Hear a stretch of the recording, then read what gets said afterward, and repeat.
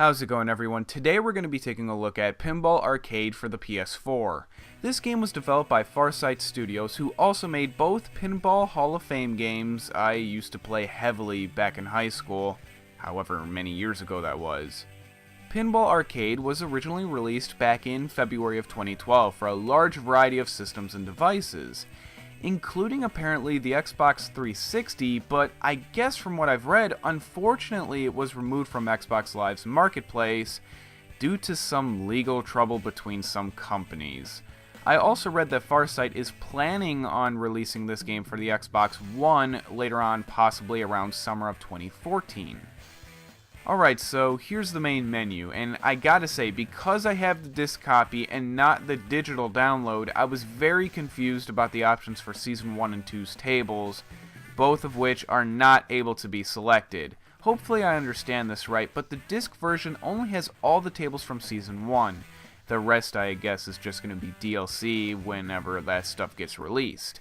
Anyway, since there's nothing else of importance here, let's just move on to the My Tables section.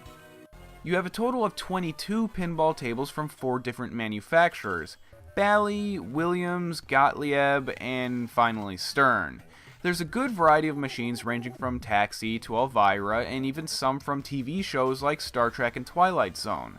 I would have liked to have seen Aces High, since it's my personal favorite pinball table, but who knows, maybe that'll be in like a DLC or something in the future. So this machine is called Gorgar. Now, before you play the table, you can look around in the menus like the extra section, which includes your choice of a custom ball, the history behind the table, and my favorite thing, the table's flyer. There's another option on the menu that lets you take a look at the goals for whatever table you have selected. First, you get a set of standard goals, and these are just real basic things like reach X amount of points or get a multi-ball. You know, nothing too hard, but once you complete those, you unlock wizard goals. These are much more difficult depending on whatever table you're playing on. However, in case you get confused on how to complete a goal, the developers were kind enough to give us a little tutorial which will show us how to do whatever goal you have selected. Like I said earlier, there's a good variety of machines, and I do like most of them. In fact, my favorites so far are Big Shot and Attack on Mars, and my least favorites happen to be Ripley's Believe It or Not and Dark Knight. You know, actually, Dark Knight isn't even that bad necessarily. The issue that I have with it is I can't stand the goddamn sound effects. They're just pulsating beeps that don't ever seem to stop, and it ruins the table for me entirely. And you know, the more I think about it, I feel like some of the tables don't have right audio. Like, I'm not even sure how to explain it, but there's something about the sound in general on some of these tables that seems just a bit off.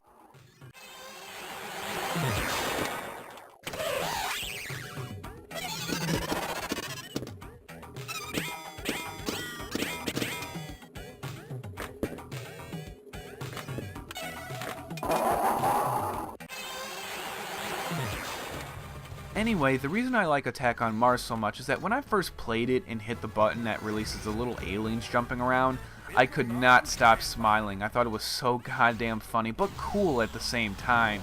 And the same goes for when you hit the UFO, causing it to shake around and explode with all of its flashing lights all over the place.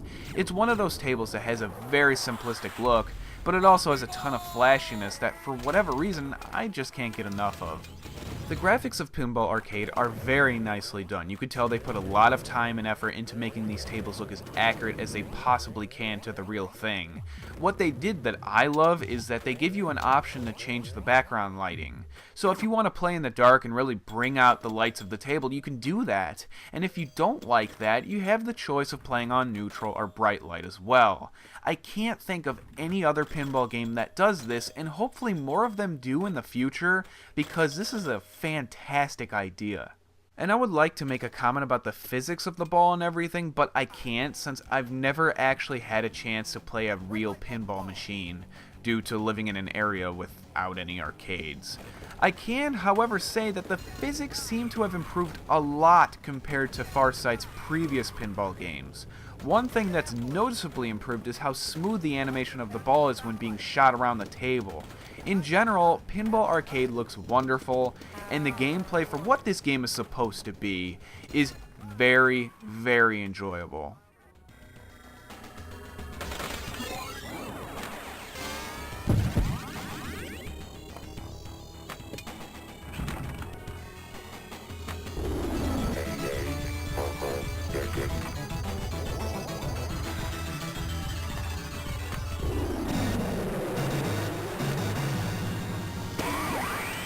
I can speak.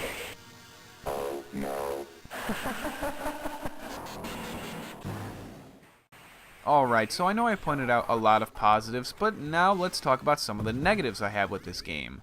Well, I already mentioned the whole weird audio thing earlier, but one thing I just don't understand is why you can't play around with the button configurations. The reason I'm saying this is because the flippers are controlled with the shoulder buttons.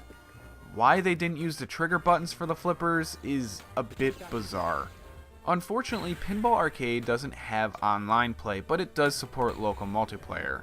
For me personally, this isn't that big of an issue, but it would have been nice to compete against my friends on like a online head-to-head type of thing. Another negative I could point out is the lack of camera angles. You have 4 to pick from, not counting the 3 angles you get just when you launch the ball. I can only use the second one, and not saying that the others are bad or anything, I just don't personally care for them. Either way, it would have been nice to have had at least a couple more options. And that brings us to my final thoughts. Let's be realistic here, the majority of people that are going to play this game are those who at the very least have some interest in pinball. And for those people who have that interest, I don't think they'll be disappointed with Pinball Arcade. Simply put, the machines look absolutely gorgeous, it has a very smooth, crisp frame rate, and of all the pinball games I've ever played, this one easily takes the #1 spot when it comes to how good the gameplay is.